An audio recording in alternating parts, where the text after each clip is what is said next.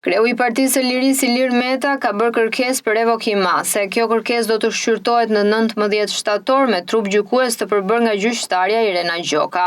Ndërkaq në 9 tetor në një dhomë këshillimi në gjykatën e lartë do të shqyrtohet rekursi i bërë nga Ilir Meta për masën e sigurisë, që i është caktuar për rreth një viti nga gjykata e posaçme dhe vazhdon të lihet në fuqi deri më tani nga institucionet e drejtësisë ku ka apeluar. Rekursi nga kryetari i Partisë së Lirisë vjen pas vendimit të fundit nga apeli i gjykatës së posaçme që e la të pandryshuar masën e sigurisë për të. Seanca e parë paraprake për ish presidentin Meta dhe ish bashkëshorten e tij Monika Kryemadhi, si dhe 3 të tjerë do të zhvillohet në 25 shtator dhe dosja do të shqyrtohet nga gjyqtarja Irena Gjoka. Ajo ka në dorë të përcaktojë nëse do ta kalojë dosjen për gjykim apo do ta kthejë sërish në SPAK ose të pushojë hetimet. Në 29 gusht, prokuroria e posaçme kundër korrupsionit dhe krimit të organizuar mbylli hetimet dhe çoi për gjykim Metën dhe Kryemadhin. Ndaj tyre rëndojnë nga 3 akuza: korrupsion pasiv, pastrim parash, si dhe mos deklarimi pasurisë. Sipas prokurorisë së posaçme, pas hetimeve të kryera janë zbuluar disa skema korrupsioni dhe përdorimi të pushtetit politik. Për gjykim janë dërguar dhe 3 të tjerë, ndërkohë në 8 shtator gjykata e posaçme e apelit rrëzoi kërkesën e Metës, i cili kërkoi